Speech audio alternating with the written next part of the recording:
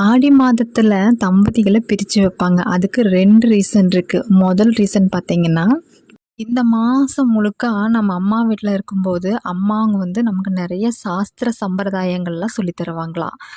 கல்யாணத்துக்கு முன்னாடி நமக்கு என்னதான் பெரியவங்க நெறைய விஷயங்கள சொல்லிக் குடுத்தாலும், அது கத்துக்கக்கூடிய எண்ணம் நம்மளுக்கு வராது. ஆனா கல்யாணத்துக்கு அப்புறம் எல்லாமே நம்ம பண்ணுவோம். நெறைய பேரு யோசிச்சு பாருங்களேன், கல்யாணத்துக்கு முன்னாடி சரியா சாமி கூட கும்பிட மாட்டாங்க, விளக்கு போட மாட்டாங்க, எதுவும் பண்ண மாட்டாங்க. ஆனா கல்யாணத்துக்கு அப்புறமா அப்படியே சேஞ்ச் ஆயிருப்பாங்க. உங்க கூடயே அவங்கள இருப்பாங்க. நீங்க வேணா யோசிச்சு பாருங்க. இப்படி நெறைய காரணங்கள் சொன்னாலும், முக்கியமான காரணமா நம்ம முன்னோர்கள் சொல்றது, கணவனை மனைவி பிரியாமல் வாழ வேண்டும் அப்படிங்கிறக்காக தான் இந்த மாதத்தில பிரிச்சு வைக்கிறாங்களாம்.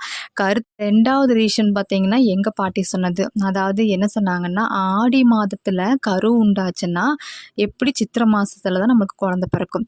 சித்திரை மாசங்கிறது ரொம்ப வெயில் காலம். அக்னி நட்சத்திரம்லாம் அப்பதான் ஆரம்பிக்கும்.